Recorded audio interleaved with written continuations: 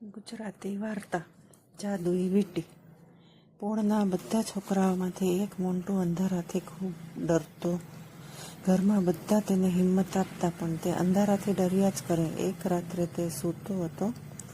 તે રૂમમાં લાઇટ જતી રહી. એણે બૂમાબૂમ કરી મૂકે.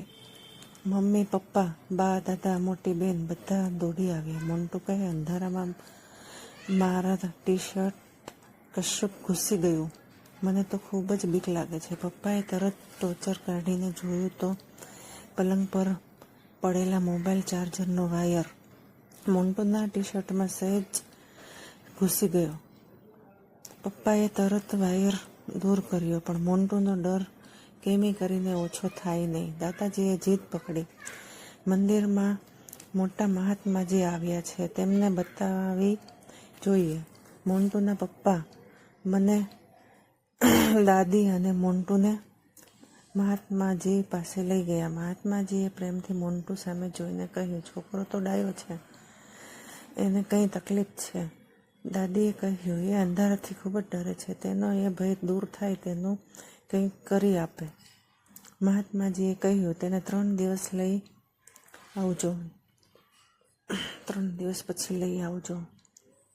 મોન્ટુને લઈને દાદી અને પપ્પા ફરી મહાત્માજી પાસે ગયા. મહાત્માજીએ એમને થેલામાંથી એક ડબ્બી કાઢી. તેમાં એક નંગવાળી વીંટી હતી. મહાત્માજીએ મોન્ટુને સામે બેસાડ્યા. પછી તેની સામે જોઈ કંઈક મંત્રો ભણ્યા. ત્યારબાદ એને નંગવાળી વીંટી પહેરાવી દીધી.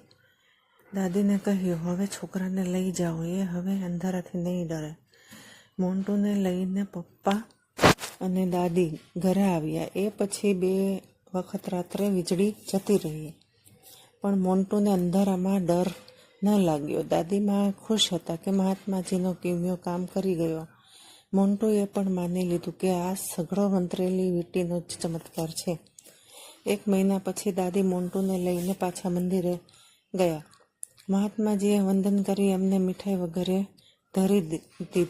દાદીએ પૂછ્યું, આપે શું જાદુ કરી દીધો કે હવે મોન્ટુ અંધારાથી ડરતો જ નથી? અંધારું જ નહીં, એ હવે કશાયથી બીતો નથી. મહાત્માજીએ હસીને કહ્યું, મેં તેને જે વીંટી પહેરાવી છે તે બજારમાં મળતી સામાન્ય વીંટી જ છે. તેનો નંગ પણ કાચના ટુકડો માત્ર છે, પણ મેં એને વીંટી પહેરાવી એટલે તેને શ્રદ્ધા બેસી ગઈ. તેથી હવે તે અંધારાથી ડરતો નથી. બધા મનમાં ખેલ છે અને શ્રદ્ધા મોટી વસ્તુ છે. દાદી આભાર વશ નહીને મહાત્માજીને જોઈ રહ્યા. મોન્ટુને પણ